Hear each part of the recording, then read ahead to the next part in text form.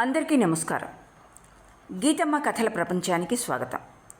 నేను మీ గీతావాణి. ఇప్పుడు మనం త్రివేణి గారి సంఘర్షణ అన్న రచనను ఆస్వాదిస్తున్నాం. ముందుగా రెండవ భాగంలో జరిగిన కథను క్లుప్తంగా తెలుసుకొని మూడవ భాగంలోకి ప్రవేశిద్దాం. శేఖరం, సునంద అన్యోన్యమైన క్రొత్త జంట. శేఖరానికి క్లాస్ రాకుండా సాధారణంగా పాస్ కావటం సునందకు నచ్చదు. అతడి చదువుకు తాను ఆటంకం కారాదని, అతడి వియోగాన్ని సైతం భరించడానికి సిద్ధపడుతుంది ఆమె. కారణాంతరాల వల్ల శేఖరం బావమరిది సీతారాం పెళ్ళికి కూడా రాలేకపోతాడు.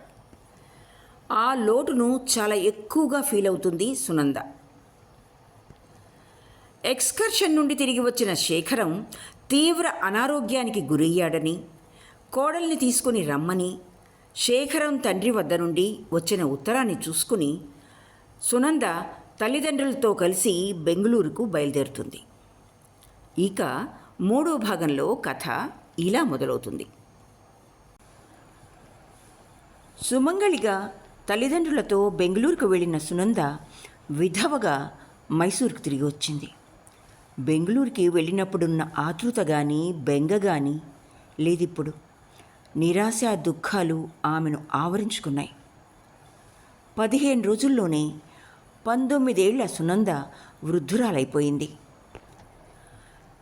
తల్లి తండ్రి సునందను తీసుకుని వస్తున్నారని తెలిసిన సీతారాం వంటాయంతో, నేను ఇంటికి రావటం ఆలస్యం కావచ్చు, ఎవరిని భోజనానికి నా కోసం కాచు కూర్చోవద్దని చెప్పండి అని చెప్పి వెళ్ళిపోయాడు. సునందను పొదవి పట్టుకొని ఇంట్లోకి తీసుకొచ్చారు సుందరమ్మ గారు. అందరికీ వడ్డించారు తాత. భోజనం చేయి సునంద, ఉదయం కూడా చేయలేదు. సునంద భోజనం చెయ్యనంటుందనుకున్నారు సుందరమ్మ గారు. కానీ సునంద ఒక్క మాట కూడా ఆడకుండా యాంత్రికంగా భోజనం చేసింది. సీతారాం ఏడి తాత అని అడిగారు రావు గారు. నేను రావటం ఆలస్యం అవుతుంది, ఎవ్వరు నా కోసం కాచు కూర్చోవద్దు అని చెప్పి వెళ్ళారయ్యా. అందరి భోజనాలు అయ్యాయి. సునంద పడుకోవటానికి మేడ మీదకి వెళ్తుంటే సుందరమ్మ గారు, నేను అక్కడే పడుకోనా అన్నారు. అక్కర్లేదమ్మా అంది సునంద. సీతారాం రాత్రి 11 గంటలకి ఇంటికొచ్చాడు. సుందరమ్మ గారే తలుపులు తెరిచారు. భోంచేస్తావా అని అడిగారు. సీతారాం అక్కర్లేదన్నట్టు తల ఊపి మేడ మీదకి వెళ్ళిపోయాడు. సునంద గదిలో దీపం వెలుగుతూనే ఉంది. సీతారాం నెమ్మదిగా చెల్లెలి గదిలోకి వెళ్ళాడు. సునంద కుర్చీలో కూర్చుని ఉంది. సునంద, ఏంటన్నయ్యా? ఆమె చూపుల్లోని దైన్యం అతని హృదయాన్ని ద్రవింపజేసింది. నువ్వెందుకని పుట్టావు సునంద? నేను ప్రస్తుతం అదే ఆలోచిస్తున్నానన్నయ్యా. సీతారాం సునంద దగ్గరకొచ్చాడు. చెల్లెలి దీనమైన ముఖాన్ని ఆవరించిన దుఃఖం, వీటిని చూసి చెల్లెల్ని దగ్గరకు తీసుకుని ఓదార్చాలనిపించింది. కానీ ఇంత పెద్ద చెల్లెల్ని అలా ఓదార్చగలమా? చిన్నప్పుడు ఒకమారు సునంద చెట్టు మీద నుండి కిందకు పడినప్పుడు దగ్గరకు తీసుకుని కబుర్లు చెప్పి ఓదార్చాడు ఆ రోజున. కానీ చెట్టు మీద నుండి క్రింద పడటానికి, సౌభాగ్యపు శిఖరపు అంచు నుండి క్రిందకు పడటానికి తేడా లేదా? సీతారాం చెల్లెలి తలను నిమురుతూ నిల్చున్నాడు. సునంద తల ఎత్తి అన్నయ్య ముఖం వంక చూసింది. సీతారాం కళ్ళు ఎర్రగా ఉన్నాయి, మాటలు తడబడుతున్నాయి. సునంద అన్నయ్య వాలకం చూసి ఆశ్చర్యపోయింది. ఎందుకన్నయ్య ఇలా ఉన్నావు? ఎవరో అన్నారు విస్కీ తాగితే ఈ ప్రపంచాన్నే మర్చిపోవచ్చు అని.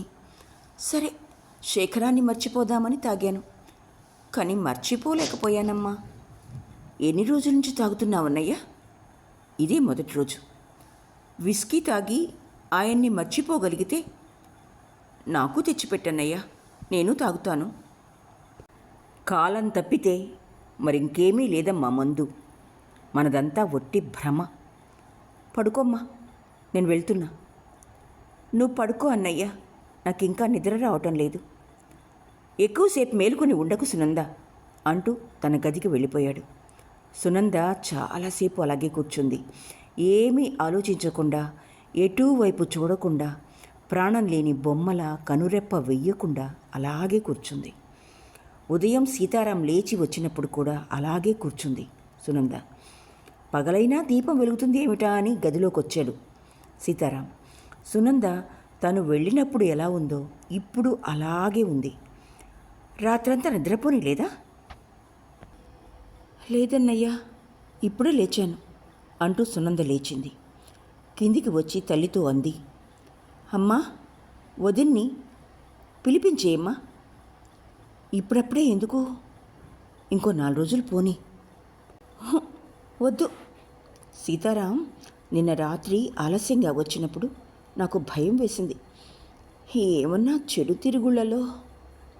చెడు తిరుగుళ్ళా? సుందరమ్మ గారు ఆశ్చర్యపోయారు.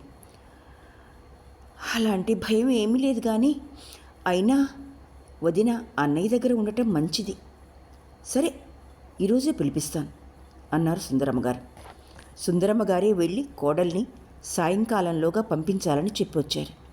ఆవిడ వచ్చేశాక వాళ్ళింట్లో వాదులు ఆడుకోసాగారు ఈ విషయం మీదే. దమయంతి తల్లిదండ్రులకి కూతుర్ని పంపటానికి ఏం కష్టమూ లేదు, కానీ బామ్మగారు మాత్రం ఒప్పుకోరు. ఓ ముద్దు ముచ్చట లేకుండా ఎలా పంపటం అని అడ్డు చెప్పారు. దమయంతి తల్లికి కోపం వచ్చింది. మనిషి అంటే కష్టానికి సుఖానికి కూడా కావాలి. అల్లుడు చనిపోయాడని ఎంత దుఃఖంలో ఉన్నారో వాళ్ళు. ఇలాంటప్పుడు కోడలి కోసం ఏం పండుగ చేస్తారు? ఇంట్లో ఎంత బాధగా ఉందో ఏమో. దమయంతి కొంచెం ఇంటి బాధ్యత వహించుకుంటే భారం తగ్గుతుంది. ఇప్పటి వరకు మీ మాటకు ఎదురు చెప్పలేదు, కానీ దమయంతి సుఖానికే కాదు, కష్టానికి కూడా వారింటి కోడలు అని ఖచ్చితంగా చెప్పేశారు. దమయంతి అత్తవారింటికి వెళ్ళటానికి తయారైంది. దమయంతిని వాళ్ళ అమ్మగారు సాయంకాలం 6 గంటల తర్వాత వచ్చి దిగబెట్టి వెళ్ళిపోయారు. సుందరమ్మగారు జీవం లేని నవ్వు నవ్వి కోడలిని ఇంట్లోకి ఆహ్వానించారు. తల్లి వెళ్ళిపోయాక ఒక అరగంట ఏం చేయాలో తోచలేదు దమయంతికి. సునందను ఎలా మాట్లాడించటమా అన్న సమస్యలో పడింది దమయంతి. తను ఎగ్జిబిషన్కి వెళ్ళిన రోజు ఈ ఇంటికి వచ్చినప్పుడు ఎంత కళకళగా ఉండేది ఈ ఇల్లు. ఇప్పుడో పాడుపడిన గుడిలా ఉంది. సుందరమ్మగారు రంగణ్ణి పిలిచి దమయంతి సామాన్లు పైన పెట్టమన్నారు. దమయంతి వాటిని గదిలో పెట్టించి సునంద గదికొచ్చింది. రండి వదినా అంటూ పలకరించింది సునంద. సునంద ముఖం చూడగానే దుఃఖం పొంగుకుని వచ్చింది దమయంతికి. ఎగ్జిబిషన్కి వెళ్ళే రోజున అప్పుడే వికసించిన పుష్పంలా ఉన్న సునంద కఠోరమైన విధి వాతపడి వాడిపోయింది. దమయంతి సునంద పక్కలో కూర్చుంది. ఆమె కంట్లో నీరు చూసింది సునంద. అత్తవారింటికి వచ్చిన రోజునే ఇలా కంటతడి పెడుతున్నారేం వదిన?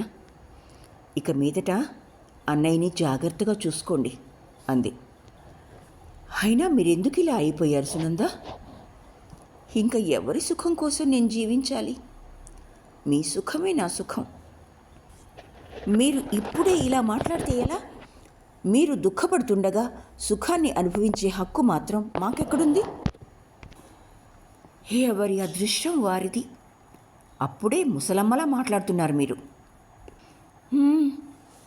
నేనిప్పుడు 19 ఏళ్ల ముసలమ్మని అంది సునంద.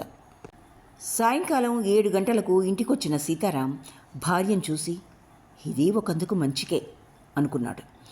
సీతారాం ఇంటికొచ్చిన దమయంతి కాఫీ టిఫిన్ ఇవ్వటానికి సిగ్గుపడింది. సుందరమ్మ గారు 2 మార్లు చెప్పాక కాఫీ తీసుకుని మేడ మీదకి వెళ్ళింది. సునందను పలకరించావా అని అడిగాడు సీతారాం. చాలా చిక్కిపోయారు. వారి మాటలు నూతనంగా పెళ్ళైన భార్యాభర్తల మాటలు కావు. ఇద్దరికీ ఒకరినొకరు అర్థం చేసుకోవాలన్న ఆతృత లేనేలేదు. అయినా భార్య సాన్నిధ్యంలో తన్ను తానే మర్చిపోయినప్పుడు ఏదో తప్పు చేసిన వాడిలా ఉలిక్కిపడ్డాడు సీతారాం. మనం ఇలా ఉండటం న్యాయమేనా దమయంతి అని అడిగేవాడు. సీతారాం తన ఆఫీస్ పని, కోర్టు, దమయంతి వీటి మధ్య శేఖరాన్ని మర్చిపోగలిగేవాడు. అలా ఉదయం నుండి రాత్రి వరకు శ్రమపడి ఇంటికి వస్తే దమయంతి నవ్వు ముఖం అతని బాధలనన్నిటినీ మర్చిపోయేలా చేసేది. అయినా శేఖరాన్ని అంత తొందరగా మరవలేకపోయాడు సీతారాం. కానీ సునందను పగలు రాత్రి భర్త జ్ఞాపకాలే వెంటాడేవి. అతని మాటలు, తన పైన అతనికున్న ప్రేమ గుర్తుకొచ్చినప్పుడల్లా రంపపు కోత పడేది. తన స్నేహితురాళ్ళందరూ పెళ్లి కాకుండా హాయిగా కాలేజీకి వెళ్తుంటే సునంద చాలా బాధపడేది. ఆ వేసంగి తరువాత కాలేజీలో చేరటానికి నిశ్చయించుకుంది. వాళ్ళలా తను అంత నిశ్చింతగా గడపగలదా? తల దూకునేటప్పుడు, పూలు పెట్టుకునేటప్పుడు, బొట్టు పెట్టుకునేటప్పుడు ఆమె హృదయం ఘోషించేది. ఇది మంచిదేనా అని మాటి మాటికి ప్రశ్నించేది. అయితే సునంద తల్లిదండ్రులు ఆధునికులు కావటం వల్ల కూతురి అలంకారాలను ఎప్పుడూ విమర్శించేవారు కాదు. ఒకరోజు దమయంతి మల్లెపూల దండ తెచ్చి ఇచ్చింది. మీరు పెట్టుకున్నారా అంటూ దమయంతి టేబుల్ మీద కూర్చుంది. సునంద పూలను చేతిలోకి తీసుకుంది. అకస్మాత్తుగా సునందకు మేనత్త వెంకమ్మ గారు జ్ఞాపకం వచ్చారు. వెంకమ్మ గారు రావు గారి అక్కయ్య. చిన్నప్పుడే భర్త చనిపోవటం వల్ల తమ్ముడి ఇంట్లోనే ఉండేవారు. ఆవిడకు సునంద అంటే చాలా ప్రేమ. సునంద 7 ఏళ్ల అమ్మాయిగా ఉన్నప్పుడు ఆవిడ చనిపోయారు. ఇంతవరకు సునందకు ఆవిడ జ్ఞాపకమే రాలేదు. ఈరోజు పూలమాల చేతికి తీసుకోగానే ఎందుకనో జ్ఞాపకానికొచ్చారు. పూలు ఎందుకిలా చేతిలో పెట్టుకుని నిలబడిపోయారు? నన్ను పెట్టమన్నారా అంటూ దగ్గరకొచ్చింది దమయంతి. సునంద ఇంకా కలగంటున్నట్లుగానే దమయంతి వైపు చూసింది. కంట్లో నీరు ఆడుతుండడం వల్ల దమయంతి మొహం అస్పష్టంగా కనబడింది. ఏదో జ్ఞప్తికి తెచ్చుకుంటున్నట్లుగా అంది సునంద. నాకు పూలు వద్దు వదినా. దమయంతి ఆశ్చర్యపడింది. సునంద ఎన్నడూ ఇలా మాట్లాడలేదు. ఆమె మొహాన్ని చూస్తేనే కొంచెం భయం వేసింది. ఎందుకు? నాకొద్దన్న తర్వాత వద్దు అంతే అంటూ టేబుల్ మీదనే ఉన్న శేఖర్ ఫోటో మీద పెట్టింది ఆ పూలు. దమయంతి ఆ విషయాన్ని సీతారాంతో చెప్పింది. అతడికి కూడా ఆశ్చర్యం వేసింది. సునందకు ఎలా ఉండాలని ఉంటే అలానే ఉండని అన్నాడు. ప్రేమతో చూసే తల్లి, ఆప్యాయతతో ఆదరించే తండ్రి, ఓ స్నేహితుడు లాంటి అన్నయ్య, తోడబుట్టిన అక్కయ్య కన్నా ఎక్కువగా చూసుకునే వదిన, కంటికి నచ్చిన దుస్తులు, నగలు, ఇష్టం వచ్చిన తిండి, ఇన్నీ ఉన్నా వాటి మధ్య దుఃఖితురాలే అయింది సునంద. భర్తను మర్చిపోవటానికి అన్నయ్య వదినలతో ఊళ్ళన్నీ తిరిగొచ్చింది. కానీ శేఖరం జ్ఞాపకాలు సర్వకాల సర్వావస్థల్లోనూ ఆమెను వెన్నంటుతూనే ఉన్నాయి. కాలమే అన్ని రోగాలను నయం చేస్తుందని ఎంతమందో అనగా వింది సునంద. ఈ గాయాన్ని మాత్రం మాన్పలేకపోయింది కాలం. వేసంగి సెలవులయ్యాక సునంద కాలేజీలో చేరటానికి నిశ్చయించింది. రావుగారికి కూతురు నిర్ణయాన్ని విని సంతోషం కలిగింది. ఇలాగైనా సునంద మునుపటి మనిషి అయితే చాలు అన్నారు సుందరమ్మ గారు భర్తతో. సునంద బీఏలో చేరింది. ఇంటర్లో ఆమెతో చదివిన వారంతా సీనియర్ బీఏలో ఉన్నారు. వారందరూ తమ గమ్యాన్ని నిర్ణయించుకోకుండా భవిష్యత్తు కోసం ఎదురుచూస్తూ ఈ చదువులు చదువుకుంటున్నారు. సునంద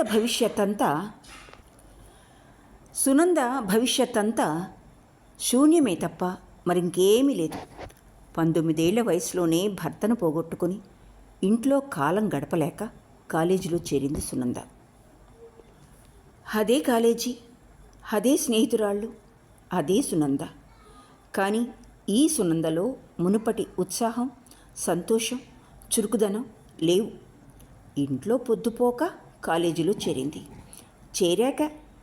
చేరాక రోజూ వెళ్లాల్సింది తన కర్తవ్యం అన్న ఉద్దేశంతో రోజు కాలేజీకి వెళ్ళి వచ్చేది సునంద.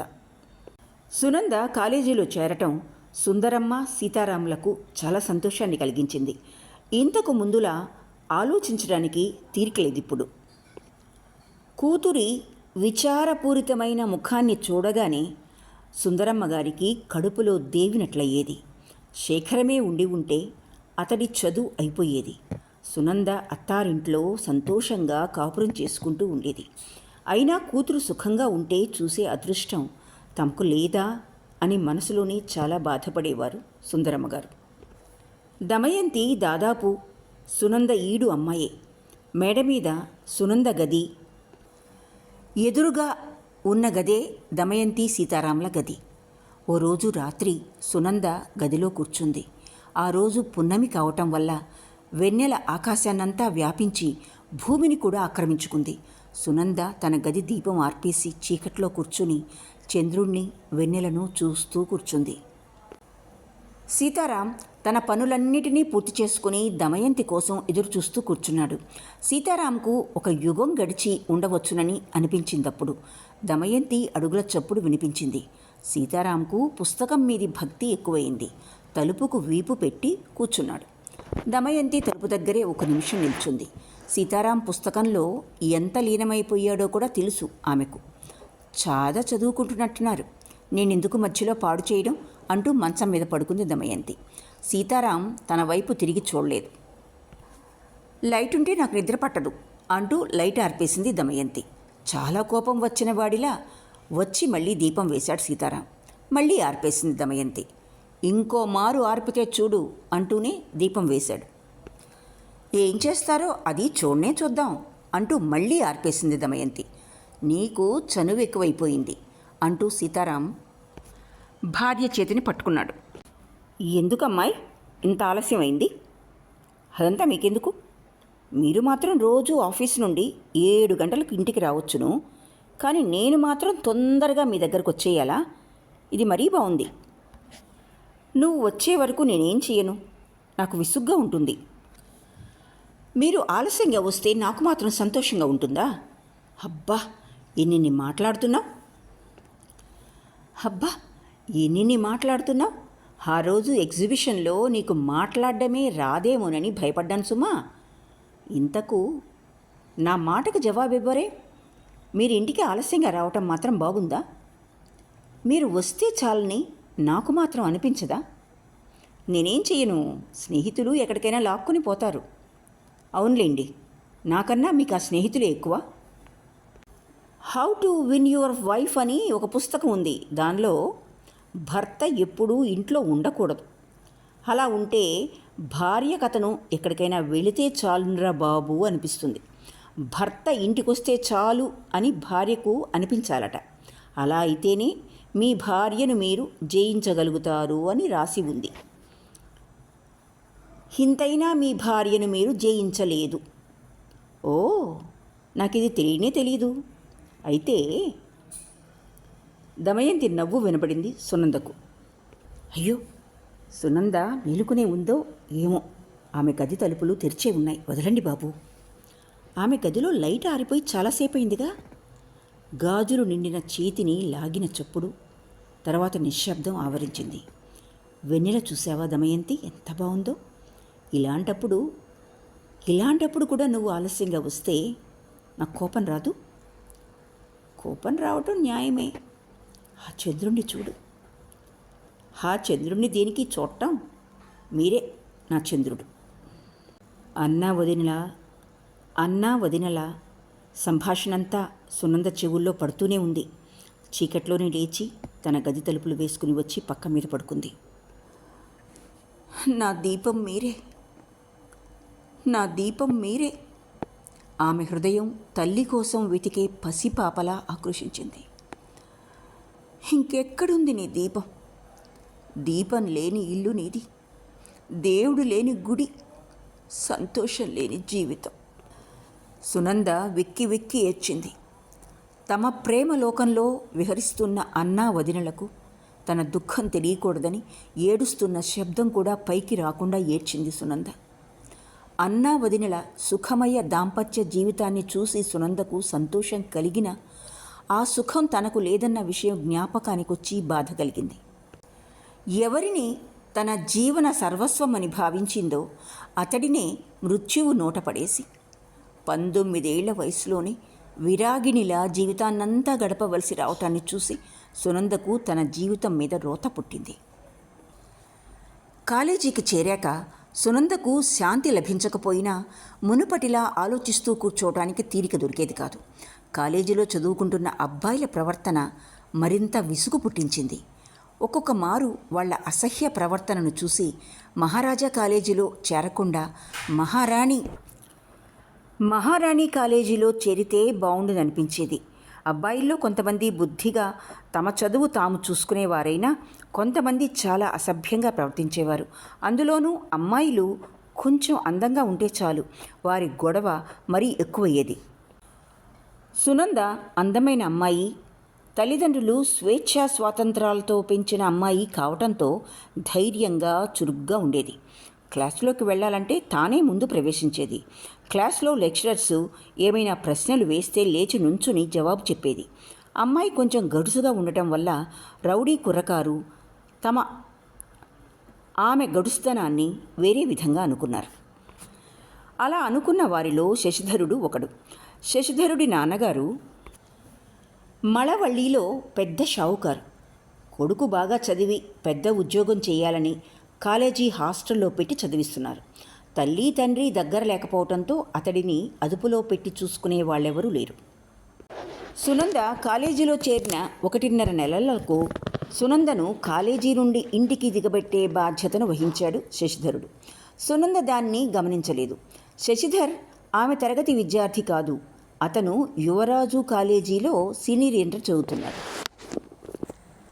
కొన్ని రోజులయ్యాక ఓ మెల్లకన్ను అబ్బాయి తన వెనకే అనుసరించి వస్తున్నాడని గుర్తించింది సునంద. నన్ను మాట్లాడించకుండా ఉంటే చాలు అనుకుని ఊరుకుంది.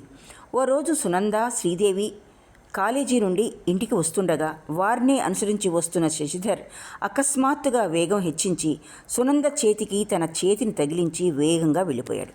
సునంద ఉలిక్కిపడింది. అయినా మళ్ళీ ఏదో తొందరగా వెళ్తుంటే తగిలింది కాబోలునని ఊరుకుంది. కానీ ఇలాంటి సంఘటనలు మళ్ళీ జరగటమే కాకుండా శశిధర్ తన ముందు నుండి వెళ్ళేటప్పుడు ఏమేమో ప్రేలుతూ వాగటం మొదలుపెట్టాడు. ఇక ఊరుకోవటం మంచిది కాదని ఒకరోజు సీతారాంతో అతడి గురించి చెప్పింది. అన్నయ్య, నీకో విషయం చెప్పాలి. కానీ పర్వాలేదు చెప్పు. కాలేజీ హాస్టల్లో ఓ అబ్బాయి ఉన్నాడు. వాడి పేరు నాకు తెలియదు. కానీ నా వెనకే వచ్చి భుజం మీదో వీపు మీదో కొట్టి వెళ్ళిపోతున్నాడు. సీతారాంకు చాలా కోపం వచ్చింది. చేతిలోని పుస్తకాన్ని పారేసి, నాతో ఇంతకు ముందే ఎందుకని చెప్పలేదు అన్నాడు. వాడికై వాడే ఊరుకుంటాడని నేనేం చెప్పలేదు. నేను బుద్ధి చెప్తాను వాడికి అని వెంటనే కోటు వేసుకుని కాలేజీ హాస్టల్కి వచ్చాడు.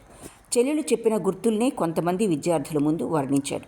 అతడెవరు, ఏ రూమ్ అతడిది, ఇప్పుడు హాస్టల్లో ఉన్నాడా అని అడిగాడు. ఇప్పుడు లేడు, మీరు రాత్రి గనక వచ్చారంటే దొరుకుతాడు. నా గది పక్క గదే, వాడిదీను అన్నాడు ఓ అబ్బాయి. సీతారాం వార్డెన్ గారి అనుమతి తీసుకుని రాత్రి మళ్ళీ శశిధరుణ్ణి వెతుక్కుంటూ హాస్టల్కి వచ్చాడు. శశిధర్ భోంచేసి తన గదిలో అబ్బాయిల మధ్యలో కబుర్లు చెప్పుకుంటూ కూర్చున్నాడు. మెల్లకన్ను అబ్బాయి అని చెప్పటం వల్ల తేలిగ్గానే శశిధరుణ్ణి గుర్తుపట్టగలిగాడు సీతారాం. అతడు గదిలోకి వెళ్ళగానే వాళ్ళ నవ్వులు ఆగిపోయాయి. ఎవరు కావాలండి? ఓ అబ్బాయి అడిగాడు. శశిధర్. నేనే అంటూ ముందుకొచ్చాడు శశిధర్. సీతారాం వెంటనే అతడి షర్ట్ కాలర్ పట్టుకుని ఫెడేల్మని చెంప మీద కొట్టాడు. తెల్లబోయి నిలబడిపోయారు మిగిలిన వారందరూ. రాస్కెల్, ఎందుకని కొడుతున్నానో తెలుసునా? ఇంకొక మారు నా చెల్లెలు జోలికొచ్చావంటే పళ్ళు రాలగొడతాను. నా చెల్లెలంటే ఏమనుకుంటున్నావు అంటూనే మళ్ళీ ఇంకో 2 దెబ్బలు వేశాడు. అవమానంతోనో లేక నొప్పితోనో అతడి కళ్ళల్లో నీళ్లు తిరిగాయి. శశిధర్ మౌనంగా నిల్చున్నాడు. ఒక అబ్బాయి ధైర్యం తెచ్చుకొని అన్నాడు, పోనీండి, ఈ మారు వదిలేయండి. మళ్ళీ ఇలాంటి పనులు చేయకుండా చూస్తాం. మళ్ళీ ఇలాంటి పనులు చేశావంటే వైస్ ఛాన్సలర్తో చెప్పి యూనివర్సిటీ నుండే బయటికి పంపుతాను. ఏమనుకున్నావో? ఈ ఒక్క మాటకి క్షమించండి అన్నాడెవరో అబ్బాయి. అలాగే, ఇంకొక రోజు నా చెల్లెలి జోలికి వెడితే అంటూ అక్కడి నుంచి వచ్చేశాడు సీతారాం. వీళ్ళే మన భావి పౌరులు అన్నది మనసు వ్యంగ్యంగా. మరునాటి నుండి శశిధరుడి గొడవ తప్పిపోయింది. మరింకెప్పుడు ఆమె జోలికి రాలేదు. ఎప్పుడైనా ఎదురుపడ్డా తొందరగా వెళ్ళిపోయేవాడు. సునంద నిట్టూర్పు వదిలింది. సునంద శశిధరుడి విషయాన్ని తన స్నేహితురాలు వసుమతితో చెప్పింది. వసుమతి ముందు నవ్వింది, కానీ గంభీరంగా ఆలోచిస్తూ కూర్చుంది. సునంద వసుమతినే చూస్తోంది. వసుమతి మంచి అందమైన పిల్ల, మంచి పొడుగు, దానికి తగ్గ లావు, పొడవైన జడ, పసిమి ఛాయ, పెద్ద పెద్ద కళ్ళు, చూసిన వారిని ఆకర్షించే రూపం ఆమెది. వసుమతి గంభీరంగా మొహం పెట్టడాన్ని చూసి సునంద, ఎందుకలా ఊరుకున్నావు, ఏమిటి ఆలోచిస్తున్నావు అని అడిగింది. ఏం లేదు, నీకో విషయం చెప్దామా వద్దా అని ఆలోచిస్తున్నా. ఏంటది? ఎవరికి చెప్పకూడదు, నా మీద ఒట్టు. అలాగే చెప్పు. నువ్వు శశిధర్ గురించి చెప్పావు కదా, వాడింకా విద్యార్థి. కాలేజీలో కొంతమంది లెక్చరర్సే అలా ప్రవర్తిస్తున్నప్పుడు మనం వాడిని ఎందుకు తిట్టాలి? లెక్చరర్సే? ఆశ్చర్యపోయింది సునంద. అవును సునంద, నాకు ఆయన ప్రవర్తనను చూసి చాలా విసుగెత్తిపోయింది. కంచే చేను మేస్తే ఇంకేముంది చెప్పు. కొంచెం వివరించి చెప్పు తల్లి, చంపకు. మనకి హిస్టరీ తీసుకుంటారు కదూ, రాజారావు నిరుడే ఎంఏ ముగించుకొని వచ్చారు కదా, ఆయనే ఇప్పుడు 2 నెలలుగా. ఓ మై గాడ్, అతడు చాలా తెలివిగలవాడంటారు. కావచ్చు, బాగా టీచ్ చేస్తారు కూడా. అయితేనేమిటి, వెదవ బుద్ధి. ఇప్పుడు ఒక 2 నెలలుగా రోజు ఆయన దగ్గర నుండే 1, 2 ఉత్తరాలు వస్తూనే ఉన్నాయి. మొదట్లో కొన్ని చదివాను, తర్వాత చదవకుండా పొయ్యిలో పడేస్తున్నా. తన పేరుతోనే ఉత్తరాలు రాస్తున్నారా? లేదు. మరి నీకెలా తెలుసు ఆయనే రాస్తున్నారని? అదో పెద్ద కథ. 2 నెలల క్రితం ఒకరోజు రాత్రి 9 గంటలకు రాజారావు మా ఇంటికే వచ్చి, వెంకట్రావు గారి ఇల్లు ఇదేనా అని అడిగారు. ఎవరిల్లు కావాలి అని నాన్నగారు మళ్ళీ అడిగారు. ఆయన ఓ చీటీ ఇచ్చి, ఈ డోర్ నెంబర్ కావాలి అంటూ, మీ ఇంటి డోర్ నెంబర్ ఎంత అని టార్చ్ లైట్తో మా ఇంటి డోర్ నెంబర్ చూసుకుని వెళ్ళిపోయారు. ఎంత ధైర్యం! ఆయనలా వచ్చి వెళ్ళిన వారానికి ఉత్తరాలు రావటం మొదలుపెట్టాయి. మొదటి ఉత్తరంలో ఎన్ని పేజీలున్నాయో తెలుసా? ఎన్ని? సరిగ్గా 30 పేజీలు. దాంట్లో ఏమని రాశారు? నన్ను వర్ణించి రాశారా ఉత్తరం. నువ్వెంతో బాగున్నావు, ప్రపంచంలోని అందమైన వాళ్ళందరూ కలిసినా నీ కాలి గోటికి సరితోగరు, నీ అంత అందంగా ఉన్నవారిని నేను ఇంతవరకు చూడనే లేదు, ఇక ముందు కూడా చూడబోను. నువ్వు ఓ గులాబీ పుష్పంలా ఉంటావు, నీ నవ్వు అలా ఉంటుంది, ఇలా ఉంటుంది. కవికుమారుడిలా ఉన్నారు చూడబోతే. నేను నిన్ను ఎంతగానో ప్రేమిస్తున్నాను, ఎంత అని కూడా వర్ణించలేను. నిన్ను చూచిన రోజునే ప్రేమలో పడ్డాను, నన్ను కరుణించు. వసుమతి, ఆయనకు నిజంగానే ఎవరి ఇంటి అడ్రస్సో కావలసి వచ్చారేమో. ఆయన వచ్చి వెళ్ళటం, ఉత్తరాలు రావటం, ఇదంతా కాకతాళీయమేమో. పూర్తిగా వినుమరి. ఆ తర్వాత కొన్ని రోజులకు నాకు ఓ హిస్టరీ టెక్స్ట్ బుక్ పోస్ట్ ద్వారా పంపారు. ఇప్పుడు ఆ ఉత్తరాల నిండా రాజారావు పొగడ్తలే ఉంటున్నాయి. అంటే తాము రాజారావు స్నేహితుడు, తాను రాజారావు స్నేహితుడు అనేలా వ్రాస్తున్నారు. నా స్నేహితుడు రాజారావే కదూ మీకు హిస్టరీకి వస్తారు, ఆయన చాలా మంచి లెక్చరర్ కదూ, బాగా పాఠం చెప్తారు, నువ్వు ఆయన ఇంటికే వెళ్ళి పాఠం ఎందుకు చెప్పించుకోకూడదు? నువ్వు పాఠం చెప్పించుకుంటే నీకు బిఏలో ర్యాంకు రావచ్చును. నీకు వాళ్ళ ఇంటికి వెళ్ళటానికి ఇష్టం లేకపోతే ఆదివారం ఉదయం 9 గంటలకు వెళ్ళి ఏమేం పుస్తకాలు చదవాలో ఆయన్నే సలహా ఎందుకని అడగరాదు? ఆయన ఈ ఉత్తరాలు రాస్తున్నది రాజారావు స్నేహితుడే కావచ్చును. పోనీ అలాగే అనుకుందాం. అయితే రాజారావుని పొగడటం వల్ల ఈ ఉత్తరాలు రాసేవాడికి ఏం లాభం? ఇప్పుడు నన్ను ప్రేమిస్తున్నది ఉత్తరాలు రాస్తున్నవాడే గాని రాజారావు కాదుగా.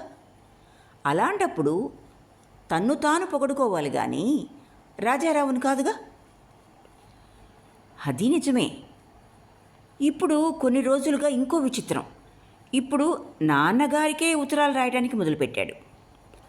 ఆ ఉత్తరాల్లో వసుమతి చదువుతున్న కాలేజీలోనే హిస్టరీ లెక్చరర్ రాజారావు అని ఉన్నాడు, అతడు చాలా మంచివాడు, అందగాడు, అతడినే ఎందుకు మీ అల్లుడిగా చేసుకోకూడదు, అలాంటి అల్లుడు దొరకాలంటే మీరెంతో పుణ్యం చేసుకుని ఉండాలి, రాజారావుకు కట్నం అక్కర్లేదు, మీ అమ్మాయిని పువ్వుల్లో పెట్టి పూజిస్తాడు. ఇలా ఎందరో మహానుభావులు. పాపం నిన్ను చూసి పిచ్చెక్కిపోయినట్టున్నాడు. నిన్ను చూసి ఆడవాళ్లే ప్రేమిస్తారు, అలాంటిది అతను అలా పడి చావటంలో ఆశ్చర్యమేముంది. Poor fellow. అతన్ని చూస్తే నీకేమనిపిస్తుంది? ఆయన పాఠం బాగా చెప్తారు, అలా అనే ఇంతవరకు గౌరవించేదాన్ని. కానీ ఇప్పుడు ఆయన కనీసం తల ఎత్తి చూడటానికైనా తగిన మనిషి కాదనిపిస్తూ ఉంది. ఒట్టి పిరికి పంద. ఏమాత్రం పౌరుషమున్నా పేరు పెట్టి రాసేవారు. తన పేరుతో ఉత్తరం రాయడానికి కూడా భయం. ధైర్యం ఉంటే ఎదుటికొచ్చి ఐ లవ్ యూ డార్లింగ్ అని చెప్పమను. ఇష్టం ఉంటే సరే అనేదాన్ని, లేకపోతే నాకు ఇష్టం లేదనేదాన్ని. దాంతో అంతా అయిపోయేది. అలా కాకుండా కనీసం తన పేరన్నా వేసుకోకుండా ఈ ఉత్తరాలు. అంటే నీకు ఆయన మీద అసహ్యం ఉందంటావు. ఒక్క అసహ్యమే కాదు, జుగుప్స, కోపం, ద్వేషం అన్నీ ఉన్నాయి. ఇప్పుడే నా కళ్ళెదుటే ఉరిపోసుకొని చచ్చిపోయినా సరే ఆ కోతిని మాత్రం నేను పెళ్లి చేసుకోను. ఇష్టం వచ్చినన్ని ఉత్తరాలు రాసుకోమను. చివరికి విసుగెత్తి ఆయనే మానేస్తారు. ప్రిన్సిపల్ గారికి ఆయన ఉత్తరం చూపెడితే అని అడిగింది సునంద. అసలు అలా చూపితే స్కాండల్ అవుతుంది. నాకు అది ఇష్టం లేదు. అది కాకుండా ఆయన కెరియర్ నాశనం అవుతుంది. ఏదో దౌర్బల్యానికి లోనై రాస్తున్నాడు. దానికి ఆయన జీవితాన్ని పాడు చేయటం దేనికి? గమనించినట్టుగా ఊరుకుంటే పోతుంది అనుకుని ఊరుకున్నాను. కనీసం కాలేజీలో తల ఎత్తి నా వైపు చూడటానికి కూడా ధైర్యం లేని పిరికి పంద.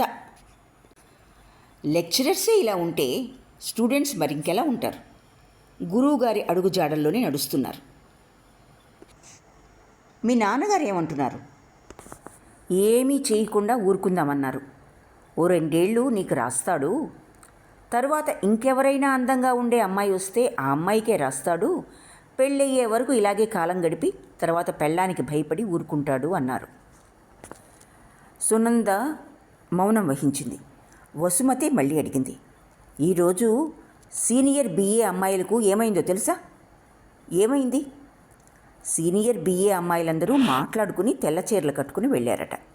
మధ్యాహ్నానికి వాళ్ళు కూర్చునే బెంచీల మీదంతా ఎర్రసిర. ఛీ, ఇక చెప్పకు తల్లి, వినలేకపోతున్నాను. వీళ్ళే భావి పౌరులు సునంద. స్వతంత్ర భారతంలోని ప్రజలు ఏ విధంగా అభివృద్ధి చెందుతున్నారో చూడటానికి ఈ ఉదాహరణ చాలదు. ఈ విద్యార్థి రేపు ఓ స్త్రీకి భర్త అవుతాడు. తండ్రి స్థానం అందుకుని తన పిల్లల భవిష్యత్తును తీర్చిదిద్దుతాడు. షేమ్. సరస్వతీ మందిరంలో విద్యాభిలాషతో వచ్చిన భక్తులు వీరంతా అంది వ్యంగ్యంగా సునంద. ఎలాగైనా ఎడవని, కాసేపు దేవుణ్ణి ధ్యానం చేస్తే పుణ్యం వస్తుంది. కొంచెంసేపు పాఠాల గురించి మాట్లాడుకున్నారిద్దరు. తరువాత చీకటి పడుతోందని సునంద ఇంటికి వెళ్ళటానికి లేచింది. చీకటి పడింది, ఒంటరిగా వెళ్ళకు సునంద. నాన్నగారు వచ్చి ఉంటే ఆయన్ని తీసుకుని ఇంటి దగ్గర దిగబెట్టేసి వస్తాను అంటూ లోపలికి వెళ్ళింది వసుమతి. కొంచెంసేపట్లోనే తండ్రితో పాటు బయటకొచ్చింది. సునందను ఇంటి దగ్గర దిగబెట్టి మళ్ళీ వెళ్ళిపోయారు వసుమతి, ఆమె తండ్రి. దమయంతి భర్త కోసం ఎదురుచూస్తూ తలుపు దగ్గర నిల్చుంది.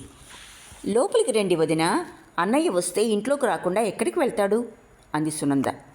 ఉదయం భోంచేసి వెళ్ళారు. హోటల్లో కాఫీ టిఫిన్ తీసుకునే ఉంటాడు. సుందరమ్మ గారు కూడా కూతుర్ని సమర్థిస్తూ, నేను ఎంత చెప్పినా వినటం లేదు చూడు సునంద. వాడు ఎక్కడైనా టిఫిన్ తీసుకునే ఉంటాడు, నువ్వు కాఫీ టిఫిన్ తీసుకో అని ఎంత చెప్పినా ఆయన్ని రానివ్వండి అని అలాగే ఉండిపోయింది అన్నారు. ఎందుకు వదినా ఇలా చేస్తున్నారు? సునంద ఇక మాట్లాడలేకపోయింది. తన గొంతును ఎవరో నొక్కి పెట్టినట్లుగా అయింది.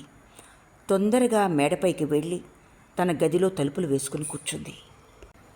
తనకు పెళ్ళైన కొత్తలో అత్తవారింటికి వెళ్ళినప్పుడు ఒకరోజు శేఖరం ఇంటికి రావడం ఆలస్యమైంది.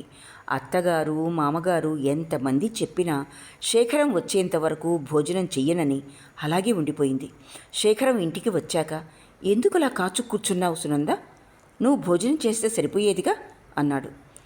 మీరు అలాగే అంటారు, కానీ మీరు లేకుండా నేను భోజనం చేయలేను. కానీ ఇప్పుడు శేఖరం లేకుండానే జీవితం గడిచిపోతోంది. అతన్ని చూడకుండా, అతడి మాటలు వినకుండా, అతడి ప్రేమను పొందకుండానే కొన్ని నెలలు గడిచిపోయాయి. శేఖరం లేకుండా తను జీవించలేదు అని అనుకుంది సునంద. అతడు చనిపోయిన మరుక్షణమే తను చచ్చిపోవాలనుకుంది సునంద. కానీ సునంద చావలేదు. ఆత్మహత్య చేసుకోవాలన్న కోరిక చాలా మార్లు పుట్టినా ధైర్యం చాలలేదు. శేఖరం చనిపోయాక తను నవ్వటం అసాధ్యం అనుకున్న సునంద తరువాత చాలా మార్లు నవ్వింది. ఇప్పుడంతా మునుపట్లాగానే ఉంది. పెళ్లికి ముందు సునంద కాలేజీకి వెళ్ళేది, ఇప్పుడు అలానే వెళ్తోంది. శేఖరం స్వప్నంలోలాగా ఆమె జీవితంలోకి ప్రవేశించి కొన్ని రోజులు ఆమె మనస్సును తనదిగా చేసుకుని కలలాగానే కరిగిపోయాడు. భవిష్యత్తును గురించిన ఆలోచనలతో సతమతమైపోతోంది సునంద. BA అయ్యాక ఏం చేయటం? బీటీకి వెళ్ళటం, తరువాత టీచర్ అవ్వటం, పాఠాలు చెప్పుకుంటూ ఉండడం. ఎన్ని రోజులు? ఈ జీవితం అయిపోయే వరకు. జీవితమంతా ఇంతేనా? సునంద అంటూ సుందరమ్మ గారు కింద నుండి పిలిచారు. సునంద తన ఆలోచనా సముద్రం నుండి బయటపడి కిందకు దిగి వచ్చింది. సీతారాం ఇంటికి వచ్చి బట్టలు మార్చుకుని భోజనానికి కూర్చున్నాడు. దమయంతి సీతారాములతోనే నువ్వు భోంచేసేమ్మా. నాకు ఆకలిగా లేదు, నేను నీతోనే చేస్తానమ్మా. పర్వాలేదు రా సునంద అంటూ సీతారాం పిలిచాడు. వద్దు బాబు, మీరు భోంచేయండి, అమ్మతో పాటు చేస్తాను. అన్నా వదినల కబుర్లకు మధ్యలో తను పానకంలో పుడకలా వెళ్ళి కూర్చోవటానికి ఇష్టపడేది కాదు సునంద. సీతారాం, దమయంతి ఎక్కడికి బయలుదేరినా సునందను పిలిచేవారు. కానీ ప్రతిమారు సునంద ఏదో ఒక సాకు చెప్పి తప్పించుకునేది. సినిమాకో షికార్కో బయలుదేరినప్పుడు సునందను నిర్భయంగా పిలిచేది దమయంతి. ఆమె రానంటే బలవంతం చేసేది. కానీ పేరంటానికి వెళ్ళేటప్పుడు సునందను పిలవటానికి జంకేది. సుందరమ్మ గారికి చాలా బాధగా ఉండేది. విధవకు పసుపు కుంకుమ పూలు పెట్టుకునే హక్కు లేదని సుందరమ్మ గారు అనుకోలేదు. ఆడపిల్లలు పెళ్ళి అయ్యాకనే పూలు బొట్టు పెట్టుకుంటారా? పూలు బొట్టు పెట్టుకునే హక్కు స్త్రీకి పుట్టుకతోనే ఉంది అని అభిప్రాయపడేవారు ఆవిడ. భార్య చనిపోయాక భర్త సామాజిక ధార్మిక జీవితాల్లో ఏమాత్రం మార్పు లేనప్పుడు వితంతువు వద్ద నుండి, చిన్న వయసులోనే భర్తను పోగొట్టుకున్న స్త్రీ దగ్గర నుండి అంత పెద్ద త్యాగాన్ని నిరీక్షించే హక్కు సమాజానికి లేదని వాదించేదామె. అయినా పేరంటానికి వెళ్ళేటప్పుడు పిలిచే సాహసం కలిగేది కాదు ఆవిడకు. కష్టపడి అడుగుదామని ప్రయత్నిస్తే నోట్లో మాట పిగిలేది కాదు. సునందకి ఇష్టం వస్తే తల్లి వదినలతో కలిసి వెళ్ళేది. ఇష్టం లేకపోతే నేను రానమ్మా అని చెప్పేది. అలాంటప్పుడు సుందరమ్మ గారు రమ్మని బలవంతం చేసేవారు కాదు. సునంద అక్కడి నుండి వెళ్ళిపోయాక 4 చూసి సంతోషంగా తిరగాల్సిన పిల్ల ముసల్దానిలా ఇంట్లో ఉంటే నన్నెలా రమ్మన్నావు దమయంతి అంటూ ఏడ్చేవారు. దమయంతికి కూడా ఏడుపొచ్చేది. అత్తగారిని ఎలా ఓదార్చాలో తోచక తను ఓ మూలన కూర్చునేది.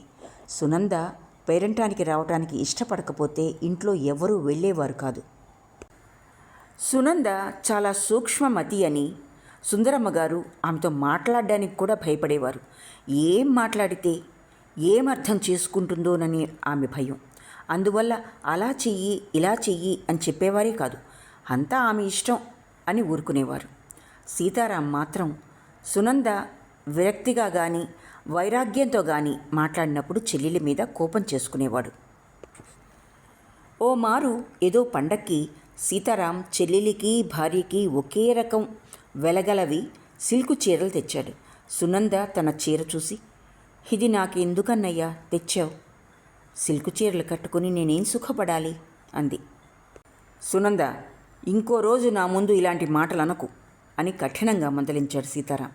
సునందను మందలించి తిట్టే ధైర్యం సీతారాంకు మాత్రమే ఉంది. సునందకు కూడా తల్లి, తండ్రి, వదిన వాళ్ళ దగ్గర లేని చనువు, ఆప్యాయత అన్నయ్య దగ్గరుండేవి. తల్లితో కూడా చెప్పని విషయాలు అన్నయ్యతో చెప్పేది. తల్లిదండ్రులను కూడా తన దుడుకు మాటలతో నొప్పించేసేది సునంద అప్పుడప్పుడు, ఎప్పుడైనా. కానీ అన్నయ్య మనసు నొప్పించడానికి భయపడేది. కాలేజీలో సాయంకాలాలు జరిగే సమావేశాలకు కూడా సునంద వెళ్ళేది కాదు. మునుపటిలా తనకు స్నేహితులు కూడా అక్కర్లేదని అనిపిస్తోంది. ఇంతకుముందు ఎంతమంది స్నేహితులున్నా తృప్తిగా ఉండేది కాదు. ఇప్పుడు కాలేజీలో వసుమతి తప్ప ఇంకెవరూ స్నేహితురాళ్లే లేరు. మునుపటిలా కబుర్లు, మంచి సినిమాలు, రుచికరమైన ఆహారం, అందమైన దుస్తులు ఏమీ అక్కర్లేదు. పుట్టినందుకు తప్పక జీవించాలి, జీవించడానికి ఇంత అన్నం, కట్టుకోవడానికి 2 చీరలు కావాలి. ఇంతకన్నా జీవితంలో ఇంకేమీ అక్కర్లేదన్న స్థితికి వచ్చింది సునంద. జీవితంలో ఆకర్షణలు, సంతోషాలను విస్మరించి సునంద జూనియర్ బిఏని ముగించింది. దమయంతి పుట్టింటికి వెళ్ళింది. ఆమె రాక కోసమే ఉత్కంఠతో ఎదురుచూస్తున్నారు అందరూ. సుందరమ్మ గారికి, రావు గారికి అందరికన్నా ఉత్సాహంగా ఉంది.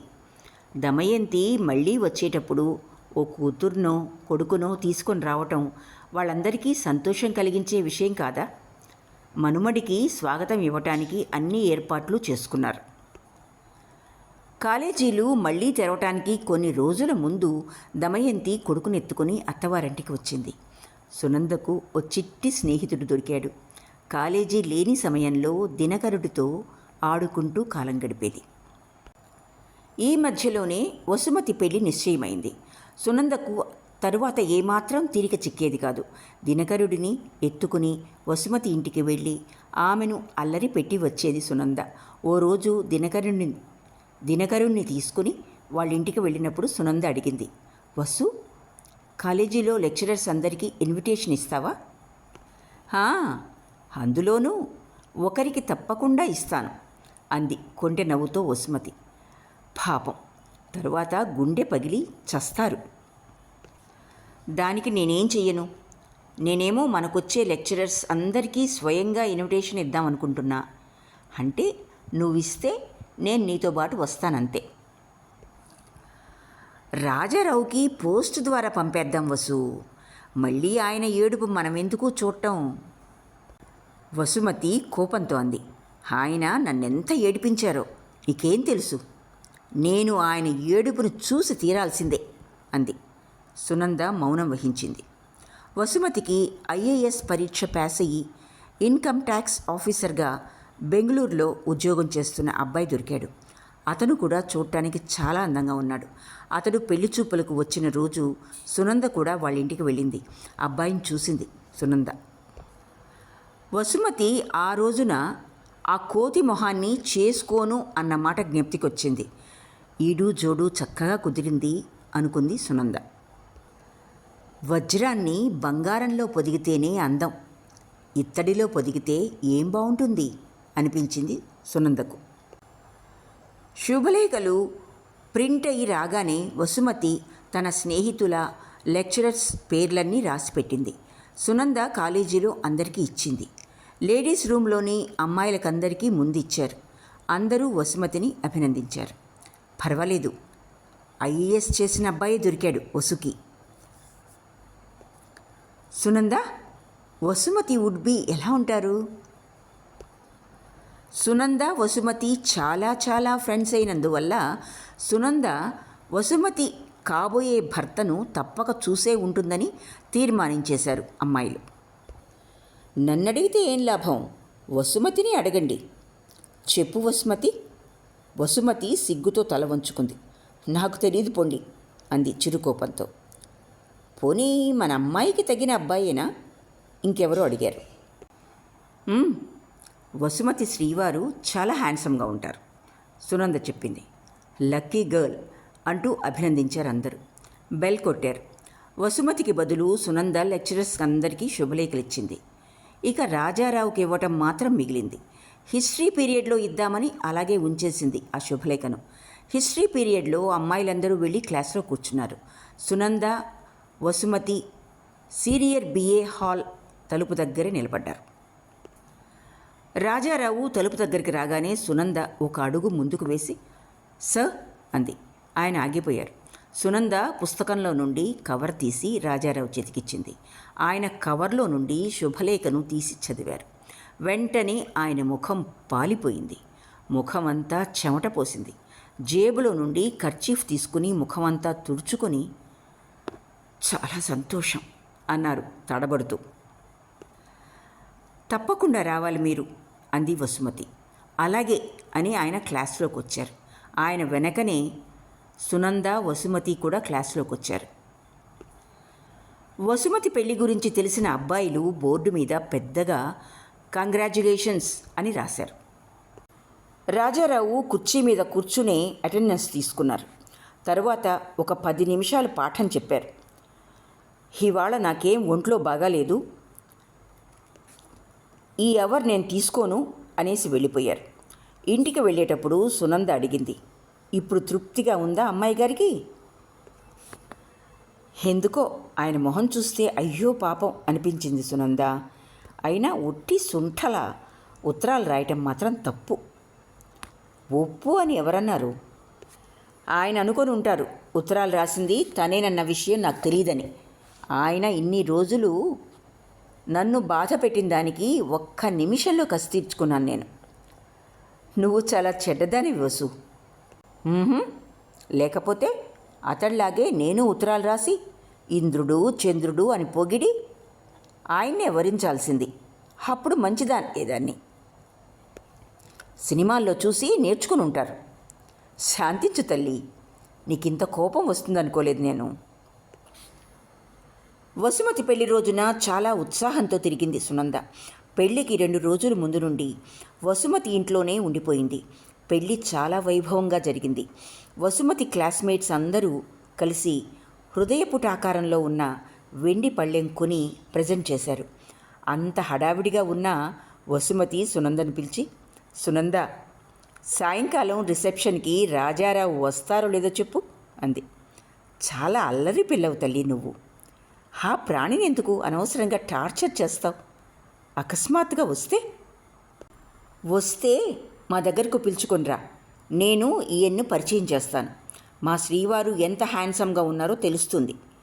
రాజారావు లాంటి అల్లుడు దొరకాలంటే పూర్వజన్మలో పుణ్యం చేసి ఉండాలట.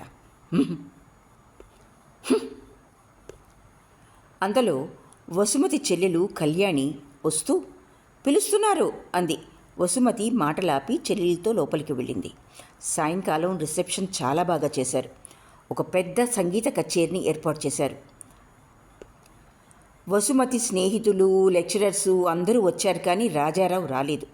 సునంద వసుమతి చెవిలో రాజారావు రాలేదు అన్నప్పుడు వసుమతి మొహం చూపించే ధైర్యం ఎక్కడుంది అని వెక్కిరించింది. సునంద పరీక్షలు ఓ మాదిరిగా రాసింది. ఫస్ట్ క్లాస్ వస్తుందన్న ఆశ లేకపోయినా సెకండ్ క్లాస్ వస్తుందన్న నమ్మకం ఉంది.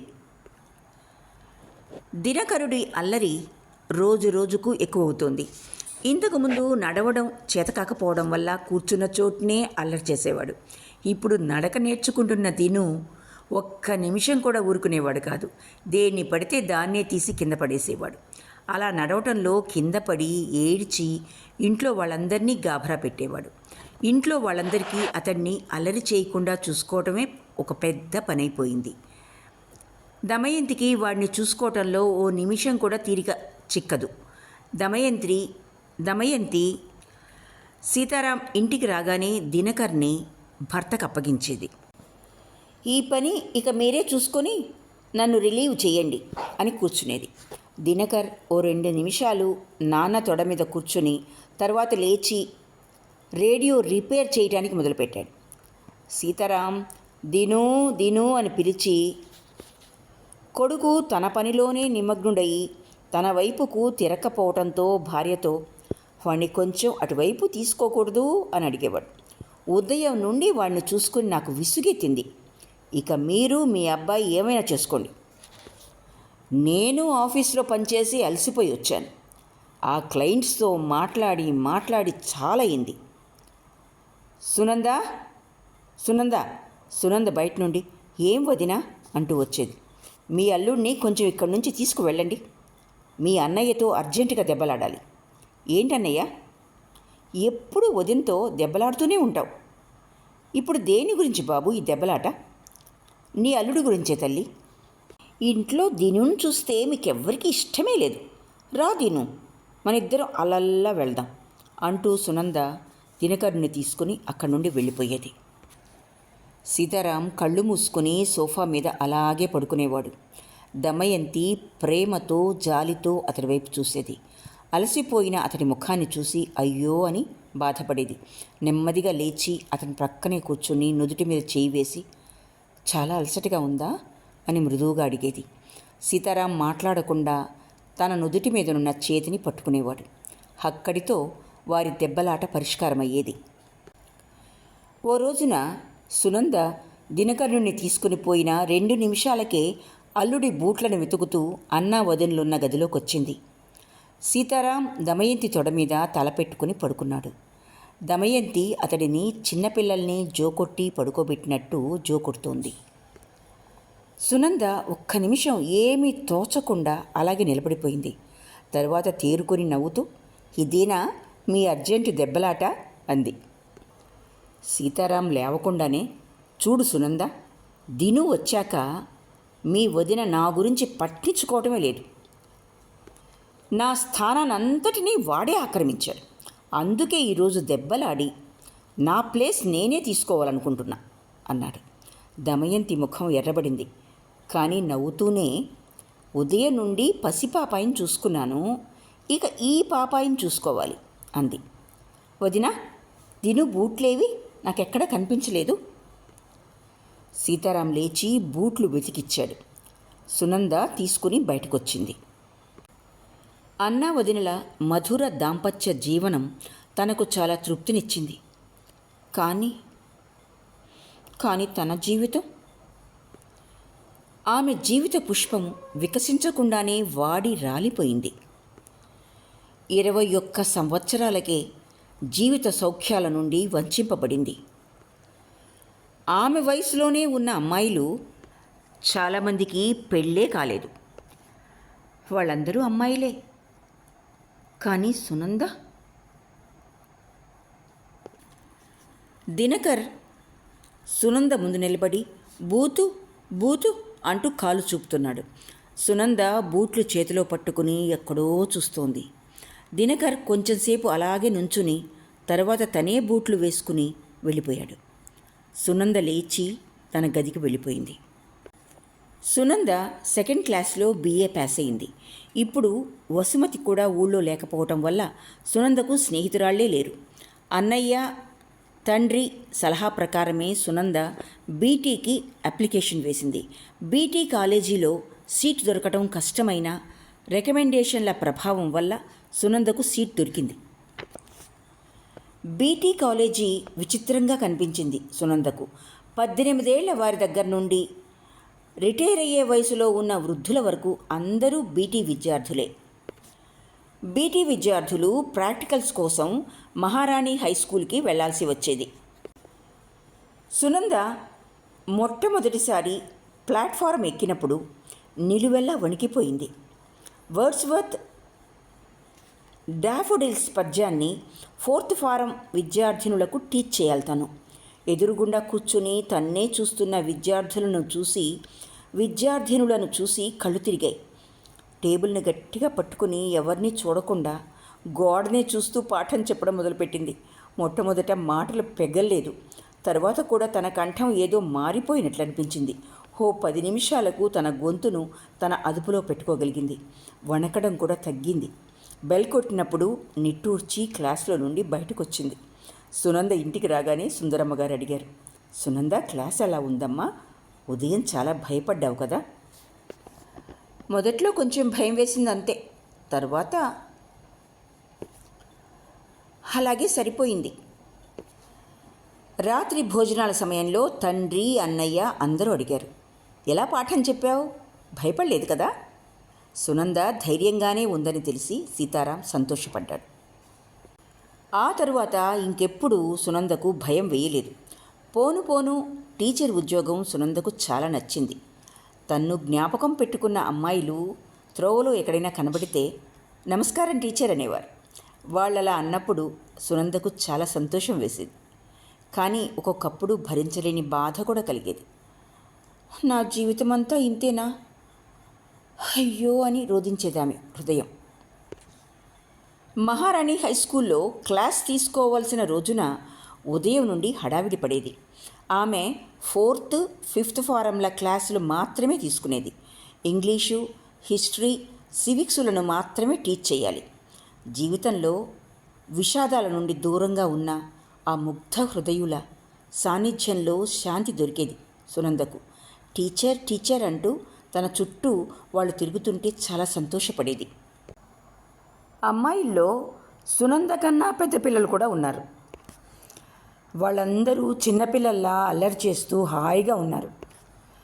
జీవితంలో ఓ పెద్ద దెబ్బతిన్న సునందను మాత్రం ఎక్కడ లేని గాంభీర్యం, పెద్దతనం ఆవహించింది. ఇంటా బయట కూడా సునంద పెద్దదానిలా, బరువు తన మీద ఉన్నదానిలా, ఇప్పుడో అప్పుడో అంటున్న ముసల్దానిలా ప్రవర్తించేది. ఇలాంటి గాంభీర్యం తనకు నప్పదని తెలిసి కూడా తన ప్రవర్తనను మార్చుకునేది కాదు.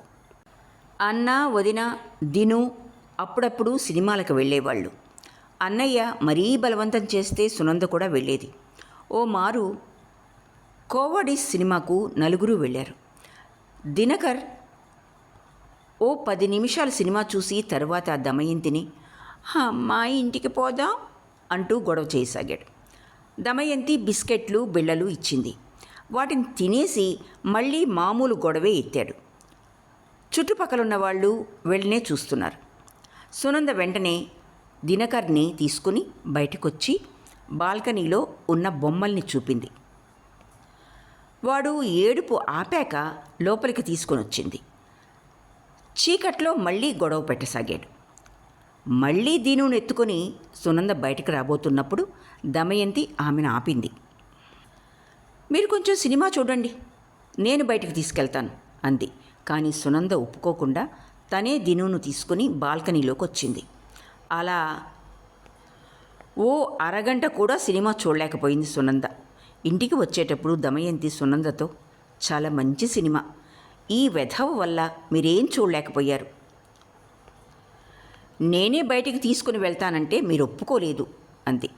సునంద తృప్తితో, మీరు చూస్తే నేను చూసినట్టే అనుకోండి అంది. సీతారాంకి ఆ మాట విని చాలా బాధ అనిపించింది. ఇలా మాట్లాడాల్సిన వయసా సునందది?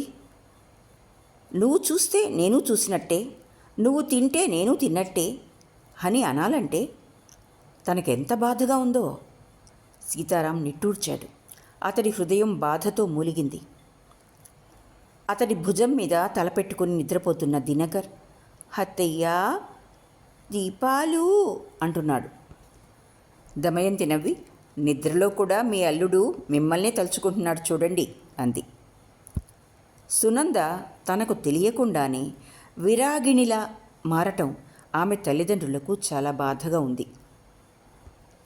ఓ రోజు సునంద ఇంట్లో లేనప్పుడు సుందరమ్మగారు కొడుకుతో, సీతారాం, సునంద ఎందుకిలా అయిపోతుందో తెలియటం లేదు.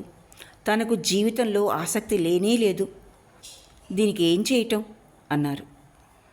నేను అదే నీతో మాట్లాడదాం అనుకుంటున్నానమ్మా. కానీ మనం ఎవ్వరం ఆమెకు నచ్చచెప్పలేం. సునంద ఇలా ఉంటే నేను ఎలా జీవించను చెప్పు. సీతారాం ఏం మాట్లాడలేదు. తన ఆలోచనల్లో నిమగ్నమైపోయినట్టే కనబడ్డాడు. అమ్మా, నాకు మార్గం కనబడుతోంది, కానీ నువ్వు ఒప్పుకుంటావో లేదో. ఏంటది?